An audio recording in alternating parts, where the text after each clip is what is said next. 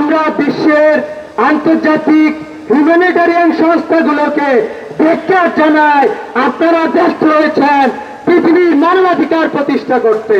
ফিলিস্তিন মুক্ত হওয়া পর্যন্ত আমরা রাস্তায় থাকবো ইনশাআল্লাহ। ফিলিস্তিনের সকল মানুষকে, গাজাকে তারা ধ্বংসস্তূপে পরিণত করেছে।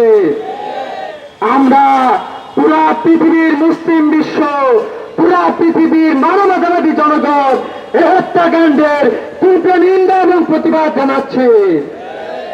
আমরা বলতে চাই, প্যালেস্টাইনের শিশুরা এখনো লড়াই জারি রেখেছে, প্যালেস্টাইনের মানুষেরা লড়াই জারি রেখেছে, এই লড়াই তারা জারি রাখবে ইনশাআল্লাহ।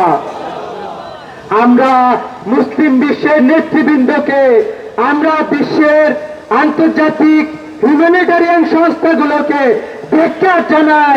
আপনারা ব্যস্ত হয়েছেন পৃথিবীর মানবাধিকার প্রতিষ্ঠা করতে। আমরা ফিলিস্তিনের সাথে যেভাবে একাত্মতা পোষণ করেছি, যেভাবে আমরা ইসরায়েলকে বয়কট করেছি, আগামীতে পুরো পৃথিবীবাসীকে নিয়ে এই বয়কট এবং ফিলিস্তিনের এই বয়কট এবং ইসরায়েলের বিরুদ্ধে আমাদের আন্দোলন অব্যাহত থাকবে ইনশাআল্লাহ। আমি আমাদের তরুণ সমাজকে, সবাই যেভাবে রাস্তায় নেমে এসেছে, আমরা বলতে চাই, ফিলিস্তিন মুক্ত হওয়া পর্যন্ত আমরা রাস্তায় থাকবো ইনশাআল্লাহ। ফিলিস্তিনের জনগণকে বলতে চাই, তোমরা কেন, পুরা পৃথিবীর মানুষ তোমাদের সাথে রয়েছে। প্রিয় উপস্থিতি, আমরা ফিলিস্তিনের জনগণকে তাদের যেভাবে প্রায় 6 লক্ষ শিশুকে পক্ষাঘাত করার মতো তারা আয়োজন সম্পন্ন করে ফেলেছে।